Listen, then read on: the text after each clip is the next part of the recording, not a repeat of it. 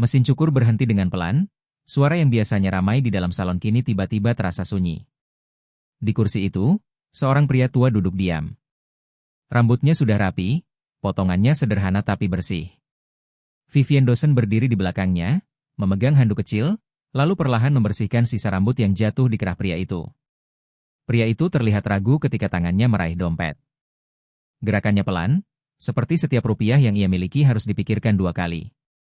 Vivian melihat itu. Dia tidak berkata apa-apa di awal. Tapi saat pria itu hampir membuka dompetnya, Vivian menutup tangannya pelan di atas tangan pria itu. "Pak, yang ini gratis saja," kata Vivian dengan suara lembut. Pria itu berhenti. Matanya menatap Vivian lama. Seolah dia tidak yakin apa yang baru saja dia dengar. Lalu perlahan, dia mengangguk. Tidak ada kata-kata. Tidak ada senyum besar. Hanya anggukan kecil yang berat, seperti seseorang yang sudah terlalu lama hidup tanpa menerima kebaikan.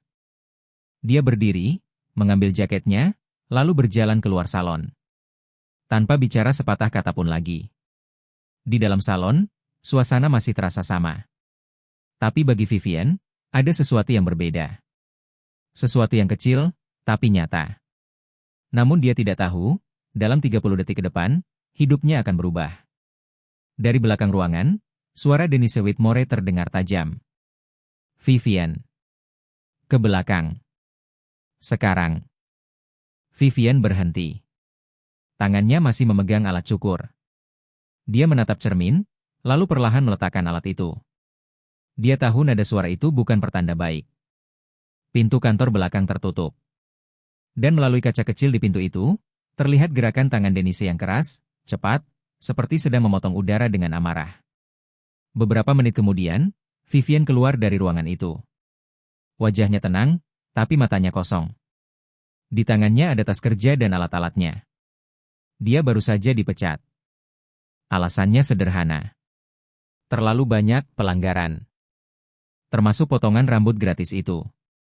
Tapi yang tidak diketahui siapapun saat itu adalah satu hal penting. Pria tua itu bukan orang biasa. Dan apa yang akan terjadi setelah ini, tidak ada yang siap. Kita mundur 2 hari sebelum semua itu terjadi. Pukul 5.45 pagi di Churchill, Richmond, Virginia. Langit masih gelap, udara dingin, dan kota masih belum benar-benar bangun. Di sebuah apartemen kecil 1 kamar, Vivian sudah bangun. Tidak ada alarm yang berbunyi. Dia tidak butuh itu. Tubuhnya sudah terbiasa bangun lebih awal. Di dapur sempit, setrika sedang panas. Vivian sedang merapikan baju kerjanya dengan sangat hati-hati. Setiap lipatan disetrika dengan teliti, seperti hidupnya tergantung pada kerapian itu. Di kulkas, ada catatan kecil berwarna ungu, foto kakeknya dalam seragam militer, dan tagihan listrik yang ditempel dengan magnet salib. Suasana rumah itu sederhana. Tapi penuh cerita. Tiba-tiba, dari kamar lain, terdengar suara langkah pelan. "Neneknya?" tanya Dawson, masuk ke dapur sambil menguap kecil.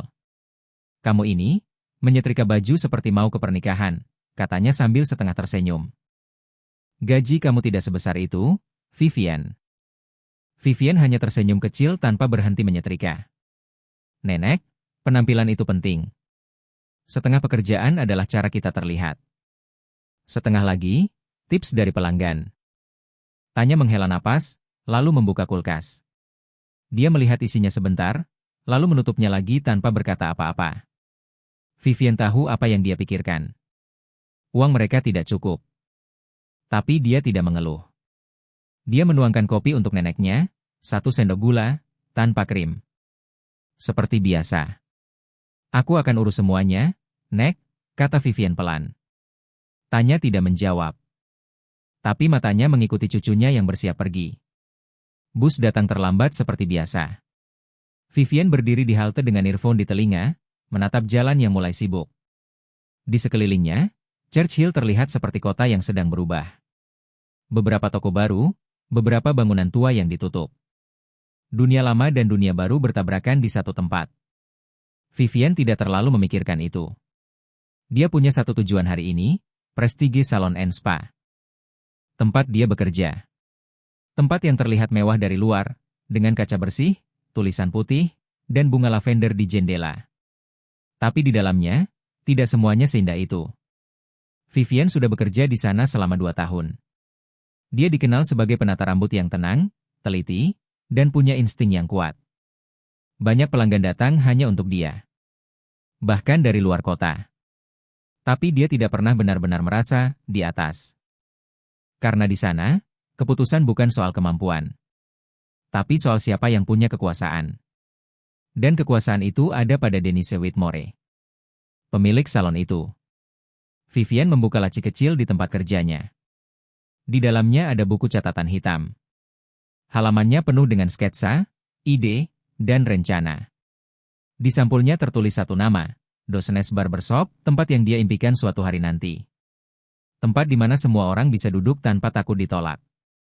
Dia menutup laci itu pelan. Dan saat dia berdiri, suara langkah sepatu hak tinggi terdengar mendekat. Denise datang. Wajahnya serius.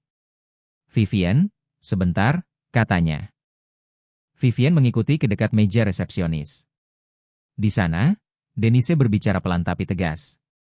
"Mulai hari ini, tidak ada lagi pelanggan tanpa janji. Tidak ada layanan gratis. Tidak ada pengecualian." Vivian hanya mengangguk. Tapi di dalam dirinya, ada sesuatu yang terasa tidak nyaman. Denise melanjutkan. "Akan ada acara besar. Klien penting. Kita tidak boleh terlihat berantakan." Kalimat itu menggantung di udara. Seolah ada makna lain yang tidak diucapkan. Vivian tidak bertanya apa-apa. Dia hanya mengangguk lagi. Tapi dia tidak tahu bahwa dalam beberapa jam ke depan, seseorang akan masuk ke salon itu. Seseorang yang tidak akan mengubah hanya harinya, tapi seluruh hidupnya. Dan itu baru permulaan. Sore itu, salon Prestige terasa seperti biasanya. Lampu terang, aroma produk rambut mahal, dan suara mesin pengering yang sesekali berbunyi dari sudut ruangan. Semua terlihat rapi, teratur, dan sempurna dari luar. Tapi di balik itu, ada aturan yang tidak terlihat. Siapa yang pantas dilayani, dan siapa yang tidak. Vivian sedang membersihkan stasiunnya ketika pintu depan terbuka. Suara bel kecil berbunyi. Seorang pria tua masuk. Dia berdiri di ambang pintu seperti seseorang yang tidak yakin apakah dia boleh berada di sana. Jaketnya sederhana, sudah lama dipakai, tapi masih bersih. Di dadanya ada lencana veteran kecil yang sedikit pudar. Rambutnya panjang, tidak teratur, jatuh ke samping telinga. Tangannya sedikit gemetar. Dia melihat sekeliling salon yang mahal itu, lalu menunduk sedikit. Seolah-olah dia merasa tidak cocok. Resepsionis hanya melirik sekilas. Lalu kembali ke layar komputer. Pria itu berjalan pelan ke meja. "Permisi," katanya dengan suara sopan. "Saya rasa saya salah naik bus. Bisa arahkan ke klinik Vea." Resepsionis menunjuk tanpa benar-benar melihat. 2 blok ke selatan. Tidak ada senyum. Tidak ada perhatian. Pria itu mengangguk kecil. "Terima kasih." Dia berbalik untuk pergi. Tapi saat itu, Vivian melihatnya. Bukan sekadar melihat. Dia memperhatikan. Cara pria itu berdiri. Cara tangannya menahan tubuhnya yang sudah tua. Cara matanya tidak mencari perhatian, hanya ingin pulang. Ada sesuatu yang membuat Vivian berhenti bergerak. Dia menaruh handuknya perlahan. Lalu berjalan ke arah pintu. "Pak," kata Vivian. Pria itu berhenti. Dia menoleh. Vivian tersenyum kecil. "Kapan terakhir kali Anda potong rambut?" Pria itu berkedip. "Aku, sebenarnya tidak sedang cari tempat duduk." Vivian menunjuk kursinya pelan. "Duduk saja, Pak." Pria itu ragu. Dia melihat ke sekeliling, seperti takut mengganggu. "Tidak apa-apa," kata Vivian lagi, lebih lembut. Akhirnya, pelan-pelan, dia duduk.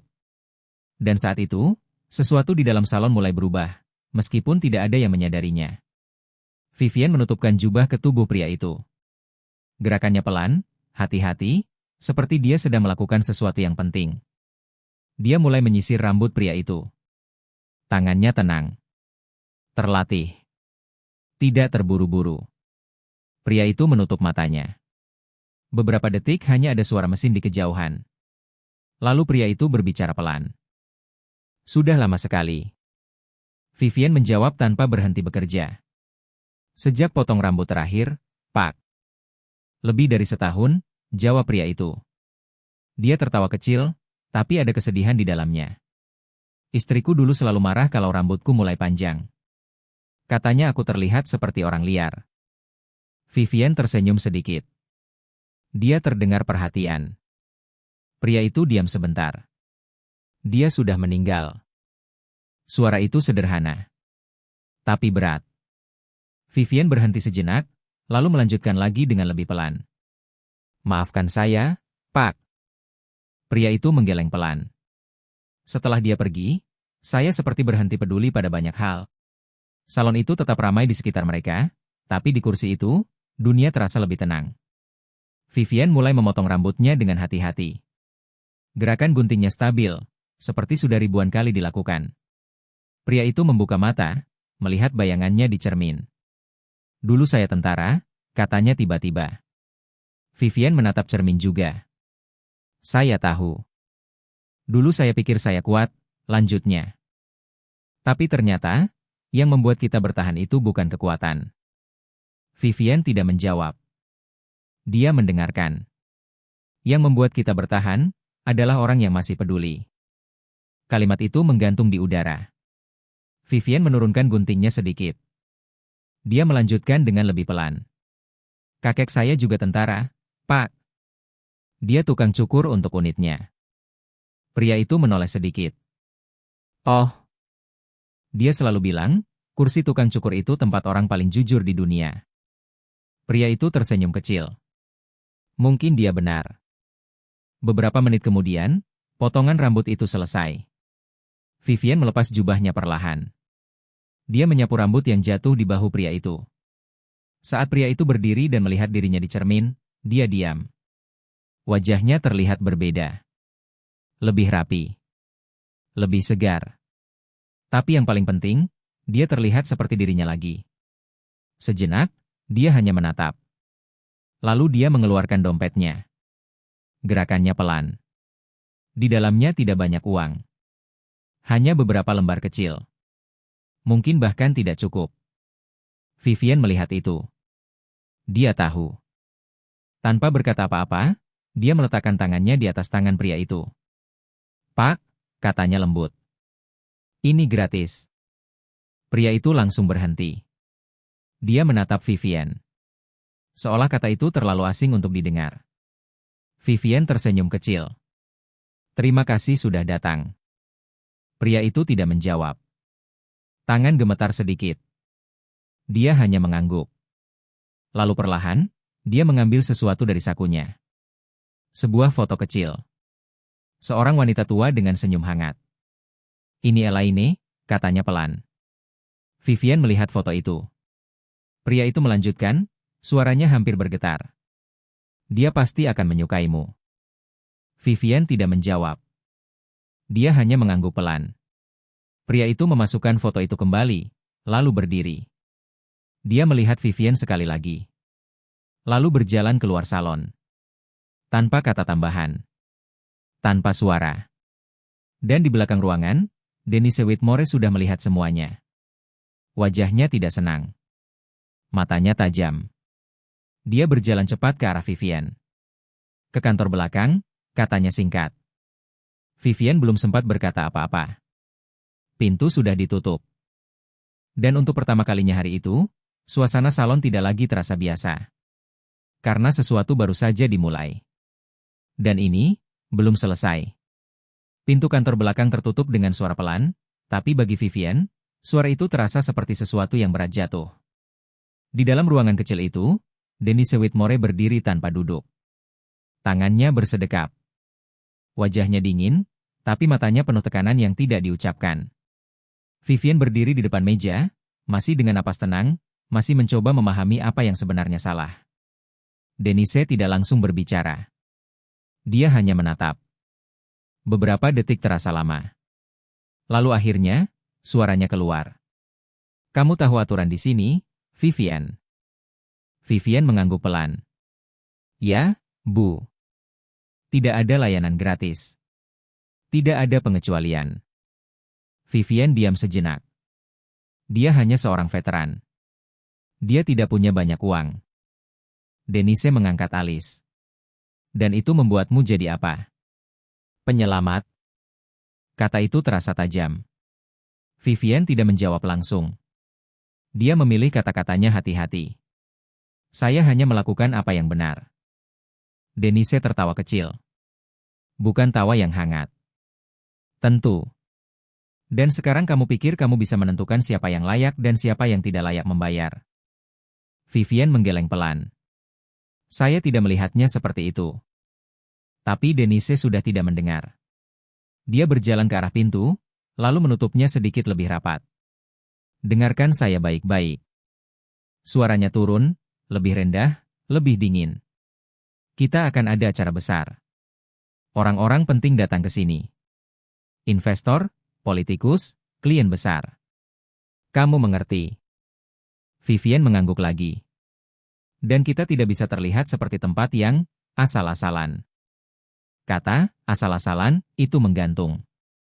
Seolah semua yang Vivian lakukan selama ini tidak berarti. Denise menatapnya langsung. Kamu sudah selesai hari ini. Bereskan barangmu. Vivian berkedip. Maaf. Denise tidak mengulang. Saya bilang kamu selesai. Hening. Vivian berdiri di sana, mencoba memahami apakah ini serius atau tidak. Tapi wajah Denise tidak berubah. Tidak ada ruang untuk diskusi. Tidak ada ruang untuk penjelasan. Hanya keputusan. Beberapa menit kemudian, Vivian kembali ke stasiunnya. Tangannya bergerak pelan. Satu persatu, dia memasukkan alatnya ke dalam tas. Gunting. Sisir. Jubah. Buku catatan kecil yang selalu dia simpan di laci. Semua mimpi yang dia tulis di dalamnya, sekarang terasa lebih berat dari biasanya. Rekan kerjanya hanya melihat sekilas. Tidak ada yang berbicara. Tidak ada yang membela. Di tempat seperti itu, diam seringkali lebih aman daripada peduli. Vivian menutup tasnya. Dan saat itu, dia sadar sesuatu. Tidak ada yang bertanya apa yang terjadi. Tidak ada yang mencoba memahami. Seolah dia sudah diputuskan sebelum sempat menjelaskan. Jam menunjukkan hampir sore ketika dia keluar dari salon. Udara di luar terasa lebih dingin dari biasanya. Dia berjalan tanpa tujuan cepat. Langkahnya tidak tergesa, tapi juga tidak tenang. Seperti seseorang yang baru saja kehilangan tempat berdiri. Di halte bus, dia duduk. Earphone di telinga, tapi tidak ada musik yang benar-benar dia dengar. Pikirannya penuh. Tentang pria tua itu.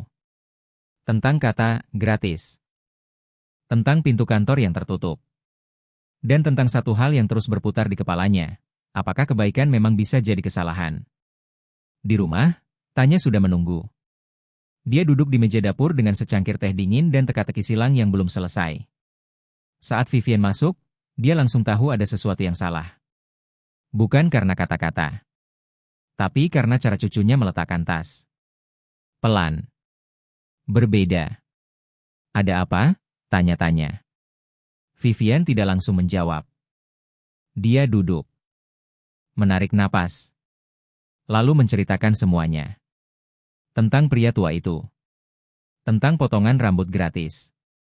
Tentang Denise. Tentang kantor belakang. Semua keluar tanpa dramatisasi. Seperti fakta yang ditumpuk satu persatu. Tanya mendengarkan tanpa memotong. Tidak satu kali pun. Saat Vivian selesai, ruangan itu sunyi. Tanya meletakkan penanya perlahan. Lalu berkata dengan tenang, kamu melakukan apa yang kakekmu akan lakukan. Vivian mengangkat kepala. Dan kamu tidak boleh malu karena itu. Vivian tersenyum kecil, tapi lelah. Aku tidak malu, Nek. Aku cuma tidak punya pekerjaan lagi. Kalimat itu sederhana. Tapi berat. Karena sekarang itu nyata. Tidak ada gaji. Tidak ada jadwal. Tidak ada kepastian. Hanya tagihan yang tetap datang. Malam itu, Vivian duduk dengan ponsel di tangan. Dia mulai menelepon. satu salon. Lalu salon lain. Dan lain lagi. 8 pertama tidak membuka lowongan. Yang ke-9 berjanji akan menelepon kembali. Tidak pernah menelepon. Yang ke-10 menutup telepon begitu nama Prestige disebut. Seolah nama itu sudah cukup untuk mengakhiri percakapan. Setelah beberapa panggilan, suara di ujung telepon mulai berbeda. Lebih dingin. Lebih hati-hati. Sampai akhirnya, satu wanita berkata sesuatu yang membuat semuanya berhenti. Maaf, tapi kami sudah mendengar tentang kamu. Vivian diam. Prestige sudah menghubungi beberapa tempat. Kami tidak bisa ambil risiko. Klik. Telepon terputus. Vivian menatap layar. Tidak ada panggilan lagi. Tidak ada pilihan. Hanya satu kesimpulan yang perlahan menjadi jelas, dia tidak hanya dipecat. Dia sudah ditandai. Dari ruang tamu, suara tanya terdengar pelan. Hari ini, pria itu bilang namanya siapa? Vivian menjawab tanpa berpikir. Harold. Tanya terdiam. Seolah nama itu mengendap di udara. Harold, ulangnya pelan. Lalu dia kembali diam. Tapi ada sesuatu di wajahnya. Bukan kejutan. Lebih seperti ingatan yang belum sepenuhnya terbuka. Vivian memperhatikannya, tapi tidak bertanya. Dia belum tahu bahwa nama itu akan menjadi titik awal dari sesuatu yang jauh lebih besar. Sesuatu yang belum terlihat. Dan di tempat lain di kota itu, seseorang juga baru saja mendengar nama yang sama, tanpa menyadari bahwa hidupnya juga akan segera berubah. Di malam yang sama, di sisi lain Richmond, suasana balai kota jauh berbeda dari apartemen kecil Vivian. Ruang kerja besar itu tenang, tapi tidak pernah benar-benar sunyi. Ada suara kota di luar jendela, ada lampu-lampu gedung yang memantul di kaca, dan ada meja kayu besar yang selalu terlihat lebih dingin daripada hangat. Di balik meja itu, Graham Caldwell duduk sendirian. Wali kota Richmond. Tapi malam itu, dia tidak terlihat seperti pejabat. Dia terlihat seperti seseorang yang terlalu lama tidak tidur dengan benar. Di depannya ada proposal tentang pengembangan usaha kecil. Kata-kata seperti komunitas, investasi, dan inklusi tertulis rapi di halaman. Tapi dia tidak benar-benar membaca. Pikirannya jauh. Sampai pintu diketuk. Asistennya masuk dengan hati-hati. Pak, adik Anda menelepon lagi. Tentang ayah Anda. Graham berhenti menulis. Pena di tangannya diam. Aku akan telepon nanti, jawabnya singkat. Tapi dia tidak melakukannya. Dan dia tahu itu. Beberapa jam kemudian, teleponnya berdering lagi. Brenda. Kali ini dia mengangkatnya. Graham, suara di seberang terdengar lelah tapi tegas. Ayah tidak baik-baik saja. Graham menghela napas. Aku sedang bekerja, Brenda. Selalu begitu. Hening. Lalu suara Brenda berubah lebih tajam. Kau terakhir kali melihatnya kapan? 6 tahun lalu. Saat pemakaman ibu. Graham menutup matanya. Aku tahu. Kau tidak tahu apa-apa, kata Brenda. Dia sendirian, Graham. Kalimat itu tidak keras. Tapi masuk dalam. Graham tidak menjawab. Dan telepon itu berakhir begitu saja. Malam itu, Graham duduk lebih lama dari biasanya. Lampu meja menyala, tapi ruangan tetap terasa kosong. Dia menatap proposal di depannya. Peningkatan usaha kecil. Ironi itu tidak hilang darinya. Tapi dia menutupnya. Dan untuk pertama kalinya malam itu, dia tidak bekerja lagi. Sementara itu, di Churchill, Vivian mencoba menjalani hari-hari yang berbeda. Tidak ada salon. Tidak ada pekerjaan tetap. Hanya rumah kecil, tagihan, dan pikiran yang tidak berhenti bergerak. Sampai akhirnya dia memutuskan sesuatu yang sederhana. Dia tidak akan menunggu. Dia akan mulai lagi. Keesokan harinya, dia keluar dengan sebuah kursi lipat. Kursi dapur sederhana. Dia menaruhnya di trotoar depan apartemennya. Tidak ada papan besar. Tidak ada rencana bisnis. Hanya sebuah kardus dengan tulisan tangan, potong rambut bayar seikhlasnya. Tanya berdiri di pintu, memperhatikan. Kamu yakin? Tanya neneknya. Vivian mengangguk. Aku harus mulai dari manapun. Tanya tidak menjawab. Dia hanya mengambil teko limun dan meletakkannya di meja kecil di samping kursi. Hari pertama tidak banyak orang datang. Hanya satu. Seorang pria tua dari gedung sebelah. Namanya Irvin. Dia duduk dengan ragu. Ini berapa? Tanyanya. Vivian tersenyum kecil. Seikhlasnya, Pak. Irvin mengeluarkan beberapa dolar. Lalu menambahkan kue kecil buatan rumah. Kalau begitu, ini juga untukmu. Vivian mengangguk. Dan mulai bekerja. Saat gunting pertama kali menyentuh rambut di trotoar itu, sesuatu berubah. Bukan dunia. Tapi ruang kecil di sekitarnya. Lebih tenang. Lebih manusiawi. Irvin duduk diam, lalu berkata pelan, sudah lama saya tidak dipotong seperti ini. Vivian tidak berhenti bekerja. Saya akan pastikan Anda terlihat rapi, Pak. Irvin tertawa kecil. Rapi sudah cukup lama tidak datang ke hidup saya. Hari kedua, lebih banyak orang datang. Tetangga. Orang lewat. Seorang remaja yang gugup untuk wawancara kerja. Seorang ibu muda membawa anak kembar. Tidak ada sistem. Tidak ada aturan ketat. Hanya kursi, gunting, dan percakapan kecil yang mengisi udara. Tanya mulai membawa limun setiap pagi. Dan tanpa disadari, trotoar itu mulai berubah. Bukan lagi hanya jalan. Tapi tempat orang berhenti. Di hari ketiga, seseorang berhenti lebih lama dari yang lain. Seorang pria tua berdiri di ujung antrean. Topi di tangan. Langkahnya pelan. Vivian melihatnya dan langsung mengenal wajah itu. Harold. Pria yang pertama kali duduk di kursinya di salon. Dia berdiri ragu di depan kursi lipat. Aku dengar apa yang terjadi, katanya pelan. Vivian mengangguk. Tidak apa-apa, Pak. Harold menggeleng. Aku tidak bermaksud membuatmu kehilangan pekerjaan. Vivian menatapnya. Bapak tidak membuat saya kehilangan apapun. Dia berhenti sebentar. Yang lain yang memilih. Harold diam. Lalu akhirnya dia duduk.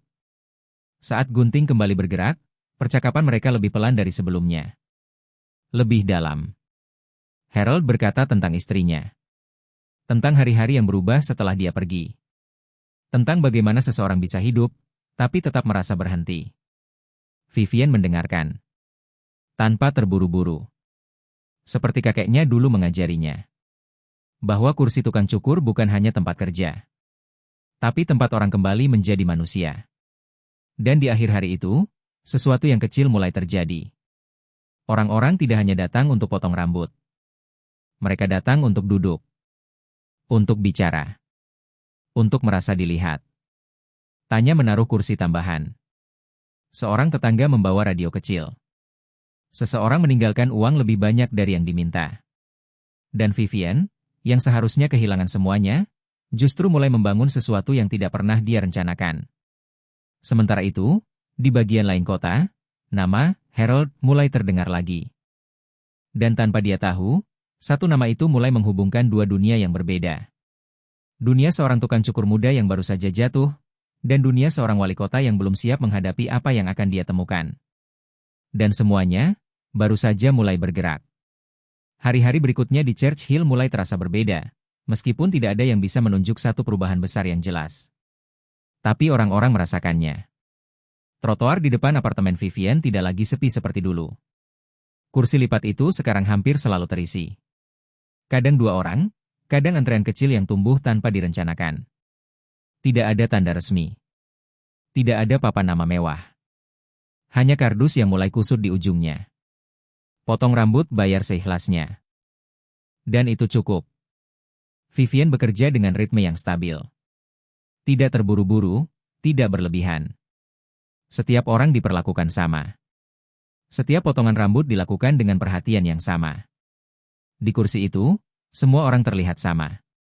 Lelah, manusia, dan ingin sedikit merasa lebih baik. Hari pertama Vivian tidak menghasilkan banyak uang. beberapa dolar. Kadang hanya kain. Kadang tidak ada sama sekali. Tapi setiap kali seseorang berdiri dari kursi itu, mereka selalu menyentuh bagian belakang kepala mereka dan tersenyum. Seolah mereka baru saja menemukan sesuatu yang lama hilang. Rasa dihargai. Tanya mulai ikut turun tangan lebih sering. Dia tidak banyak bicara, tapi selalu ada di dekatnya.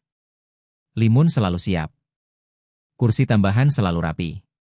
Dan setiap kali seseorang membayar lebih, dia hanya mengangguk kecil, seolah itu hal yang sudah seharusnya terjadi. Orang-orang butuh tempat seperti ini, katanya suatu hari. Vivian hanya tersenyum. Aku juga butuh. Di hari ke-8, Harold datang lagi. Kali ini tanpa ragu. Dia berjalan langsung ke kursi, seperti sudah terbiasa. Aku dengar tempat ini sekarang terkenal, katanya sambil duduk. Vivian tersenyum kecil. Kalau terkenal, saya belum dapat bayaran lebih, Pak. Harold tertawa pelan. Itu biasanya tanda tempat yang benar. Vivian mulai memotong rambutnya.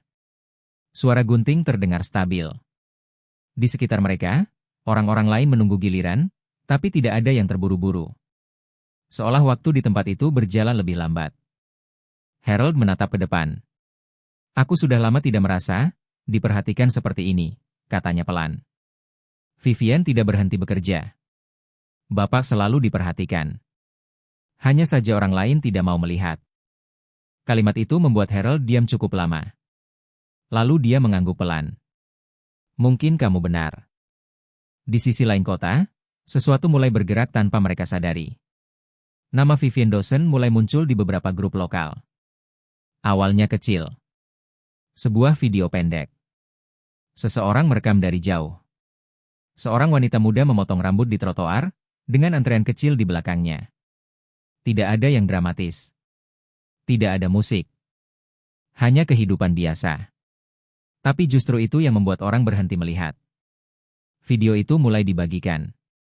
1 orang. Lalu 10. Lalu ratusan. Komentar mulai muncul. Ini di mana? Kenapa dia melakukan ini? Kenapa salon tidak mempekerjakannya lagi? Pertanyaan mulai lebih banyak dari jawaban. Dan nama Vivian mulai menyebar tanpa dia minta. Di malam yang sama, di balai kota, Graham Caldwell melihatnya untuk pertama kali. Asistennya masuk membawa tablet. Pak, ini mulai ramai. Graham mengangkat alis. Apa? Tablet itu disodorkan. Video. Trotoar. Seorang wanita memotong rambut. Graham menatap layar dengan santai pada awalnya. Sampai dia melihat sesuatu. Seorang pria tua duduk di kursi itu. Rambut putih, jaket sederhana, lencana veteran kecil. Graham berhenti. Tangannya yang memegang pena menjadi diam. Dia mendekat ke layar. Lebih dekat. Dan dunia di sekitarnya seperti menyempit. Itu, katanya pelan. Asistennya melihat. Pak. Graham menatap lama. Itu ayahku. Beberapa detik tidak ada yang berbicara. Ruangan terasa lebih dingin. Graham menggeser video itu lagi. Pria tua itu duduk tenang. Dipotong rambutnya oleh seseorang yang tidak dia kenal. Tapi terlihat, dihormati. Dirawat. Seperti manusia. Bukan beban. Bukan statistik. Bukan nama di laporan. Graham meletakkan tablet itu perlahan di meja. Dia tidak langsung bicara. Matanya tidak lepas dari layar. Ada sesuatu di dalam dirinya yang tidak nyaman. Bukan marah. Bukan hanya terkejut. Tapi sesuatu yang lebih dalam. Rasa bersalah yang tidak bisa langsung diberi nama. Di Churchill, Vivian tidak tahu semua itu. Dia masih bekerja seperti biasa. 1 orang. Lalu orang berikutnya. Dan berikutnya lagi. Tapi sesuatu mulai berubah tanpa dia sadari. Orang-orang mulai datang bukan hanya dari lingkungan sekitar. Tapi dari luar kota. Jauh. Mereka datang karena melihat video itu. Karena mendengar cerita itu. Karena ingin melihat sendiri tempat kecil di trotoar yang membuat orang merasa kembali menjadi manusia. Tanya memperhatikan semua itu dengan tenang. Suatu malam, dia duduk di samping Vivian setelah semua orang pulang. "Kamu tahu," katanya pelan, "ini sudah bukan sekadar potong rambut lagi." Vivian mengelap tangannya. "Aku tahu." Tanya menatapnya. "Takut." Vivian berpikir sebentar. Lalu menggeleng. "Tidak." Dia berhenti. "Kalau ini berubah jadi sesuatu yang besar, itu bukan karena aku." Dia melihat ke kursi kosong di depannya. "Tapi karena orang-orang memang butuh ini." Malam itu, angin dingin bergerak pelan di Churchill. Lampu jalan menyala satu persatu. Kursi lipat masih berdiri di trotoar. Seperti biasa. Seperti hari-hari sebelumnya. Tapi sekarang, kursi itu bukan lagi hanya kursi. Ia sudah menjadi titik awal sesuatu yang lebih besar. Sesuatu yang belum sepenuhnya dipahami siapapun. Dan di tempat yang jauh dari sana, seseorang baru saja mulai menyadari bahwa satu keputusan kecil bisa mengubah banyak kehidupan. Lebih banyak dari yang pernah dia bayangkan. Di pagi hari berikutnya, Churchill terasa sedikit lebih ramai dari biasanya. Bukan karena sesuatu yang besar terjadi secara langsung, tapi karena sesuatu sedang bergerak di bawah permukaan, seperti arus yang tidak terlihat tapi perlahan mengubah arah sungai. Di trotoar itu, kursi Vivian tetap berdiri seperti biasa. Sederhana. Biasa. Tapi sekarang, orang-orang tidak lagi datang hanya karena kebetulan lewat. Mereka datang karena mencari. Seorang pria dengan kamera kecil berdiri agak jauh di seberang jalan. Dia tidak langsung mendekat. Dia hanya mengamati. Namanya Russell Baud. Reporter lokal. Awalnya dia hanya lewat, tapi sekarang dia kembali. Dan kembali lagi. Sesuatu dalam dirinya mengatakan bahwa cerita ini lebih besar dari sekadar wanita potong rambut di trotoar. Dia menunggu sampai antrean sedikit berkurang. Lalu mendekat. "Permisi," katanya sambil mengangkat kamera sedikit. "Saya Russell dari Channel 6. Boleh saya tanya sebentar?" Vivian menatapnya. Bukan dengan marah. Tapi dengan hati-hati. "Apa ini untuk berita?" tanyanya. Russell mengangguk kecil. "Cerita singkat. 2 menit saja." Vivian tidak langsung menjawab. Dia melihat ke arah antrean. Harold masih duduk di kursi, menunggu dengan tenang. Beberapa orang lain juga menunggu giliran. Lalu Vivian menghela napas. 2 menit saja." Russell menyalakan kamera. Suara kota di belakang mereka tetap hidup. Tapi di dalam frame itu, dunia terasa lebih fokus. "Kenapa kamu melakukan ini?" tanya Russell. Vivian tidak langsung menjawab. Dia berpikir sebentar. Lalu berkata pelan, "Karena seseorang butuh potong rambut." Russell mengangguk. "Dan kamu kehilangan pekerjaan karena itu." Vivian tidak mengeluh. Dia hanya mengangguk. "Ya?" Russell sedikit menurunkan kameranya. "Kalau kamu tahu ini akan terjadi, kamu akan tetap melakukannya." Vivian menatap ke arah kursi. Ke arah Harold. Ke arah orang-orang yang menunggu. Tanpa ragu dia menjawab, "Ya." Di kursi itu, Harold mendengar percakapan itu. Dia tidak ikut bicara. Tapi matanya sedikit berubah.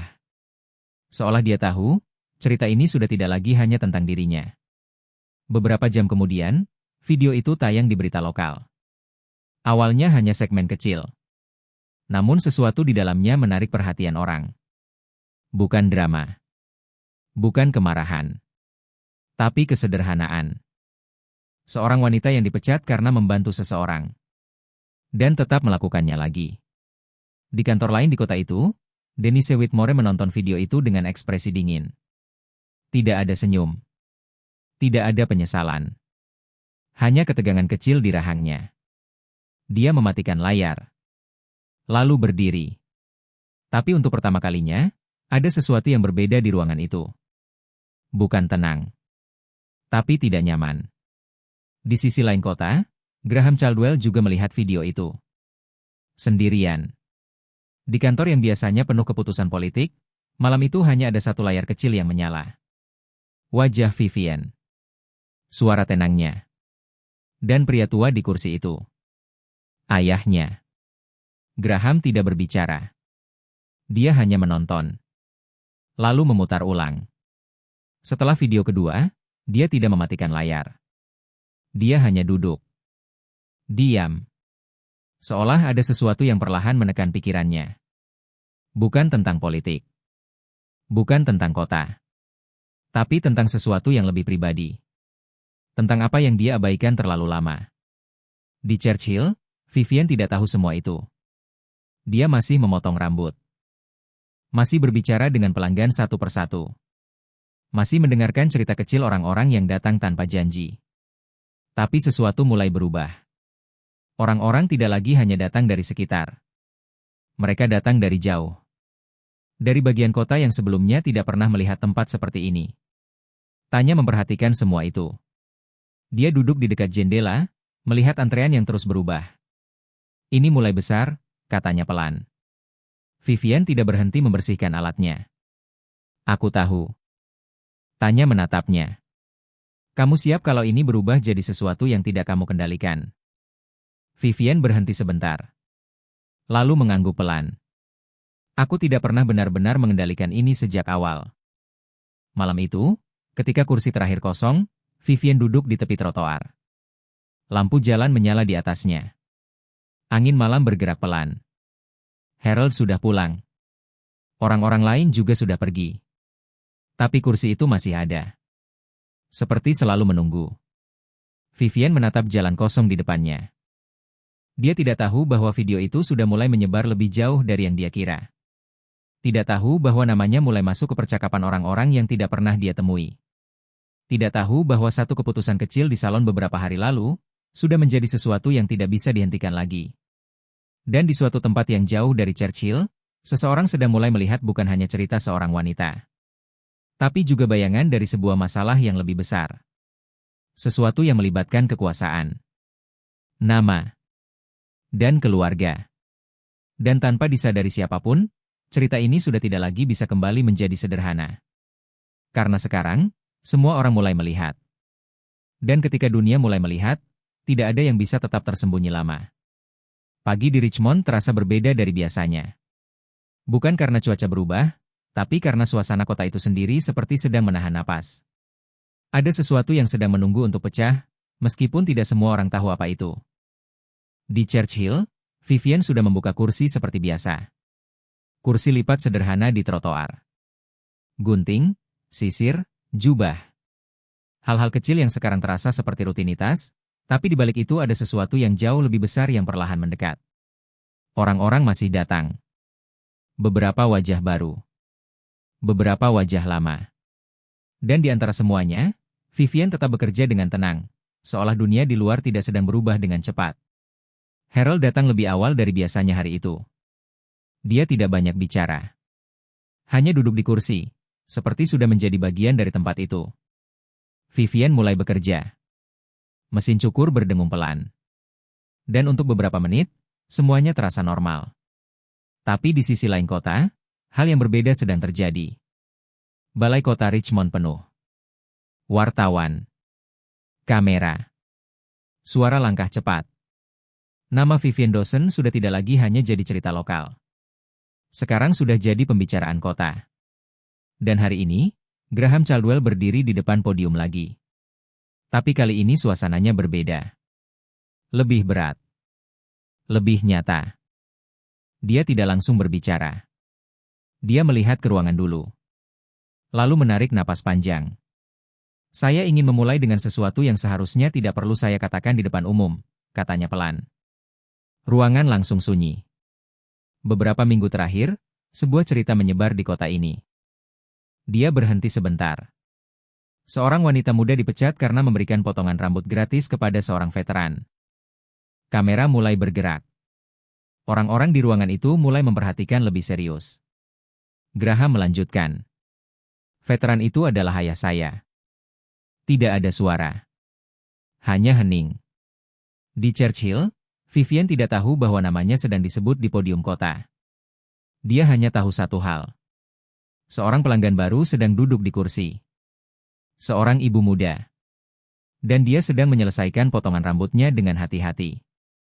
Sementara itu, Graham di podium melanjutkan. Ayah saya tidak pernah meminta perhatian. Tidak pernah meminta bantuan. Dia menunduk sedikit. Tapi seseorang melihatnya. Dan merawatnya. Dia berhenti lagi. Dan orang itu dihukum karena itu. Suara Graham menjadi lebih tegas sekarang. Vivian Dawson tidak melakukan kesalahan. Di ruangan itu, beberapa orang mulai saling pandang. Ini bukan pidato politik biasa. Ini sesuatu yang lain. Graham melanjutkan. Dia melakukan sesuatu yang seharusnya kita semua lakukan lebih sering. Dia melihat seseorang sebagai manusia. Dia menarik napas. Dan kita gagal melindungi dia dari konsekuensinya. Di Churchill, Vivian sedang merapikan alatnya. Harold masih duduk di kursi. Dia memperhatikan Vivian dengan tenang. Ada sesuatu yang berubah, katanya pelan. Vivian menoleh sedikit. Kalau iya, saya belum tahu apa itu. Harold tersenyum kecil. Biasanya yang besar memang tidak langsung terlihat. Di balai kota, Graham mengangkat kepala. Hari ini saya mengumumkan peninjauan resmi terhadap semua tindakan yang berkaitan dengan kasus ini. Dia berhenti. Dan saya secara pribadi meminta maaf kepada Vivian Dawson. Ruangan itu tidak bersuara. Tidak ada tepuk tangan langsung. Hanya keheningan yang berat. Kebaikan tidak seharusnya membuat seseorang kehilangan pekerjaan, lanjutnya. Dan jika itu terjadi di kota ini, maka kita harus memperbaikinya. Di Churchill, Vivian selesai memotong rambut pelanggan terakhir hari itu. Dia tidak tahu apa yang sedang terjadi di balai kota. Tidak tahu bahwa namanya sedang diucapkan di depan kamera. Tidak tahu bahwa seluruh kota sedang mulai melihat ceritanya dengan cara yang berbeda. Tapi sesuatu terasa berbeda di udara. Harold berdiri dari kursinya. Sepertinya kau akan sibuk, katanya pelan. Vivian mengerutkan kening. Kenapa? Harold tersenyum kecil. Kadang hidup punya cara sendiri untuk membawa orang ke tempat yang seharusnya. Malam itu, berita menyebar cepat. Lebih cepat dari sebelumnya. Nama Vivian tidak lagi hanya muncul di satu kota. Tapi di berbagai tempat. Orang-orang membicarakannya. Bukan sebagai skandal. Tapi sebagai pertanyaan. Tentang keadilan. Tentang kebaikan. Tentang apa yang seharusnya dihargai dalam masyarakat. Di apartemen kecilnya, Vivian duduk di dekat jendela. Tanya duduk di sebelahnya. Tidak ada yang banyak bicara. Hanya suara kota di luar. Apa kamu menyesal? Tanya-tanya pelan. Vivian menatap keluar. Dia berpikir lama. Lalu menggeleng pelan. Tidak. Dia berhenti. Aku hanya melakukan apa yang aku rasa benar. Tanya tersenyum kecil. Itu biasanya cukup, sampai dunia ikut campur. Di kejauhan, lampu kota Richmond tetap menyala. Tapi sesuatu sudah berubah. Bukan hanya untuk Vivian. Bukan hanya untuk satu keluarga. Tapi untuk cara orang melihat satu sama lain. Dan di tengah semua itu, satu hal menjadi jelas. Ini bukan lagi cerita tentang satu potong rambut gratis. Ini tentang sesuatu yang jauh lebih besar. Tentang apa yang terjadi ketika satu tindakan kecil, membuat seluruh kota harus bercermin. Dan ketika cermin itu akhirnya mengarah kembali ke mereka semua, tidak semua orang akan menyukai apa yang mereka lihat.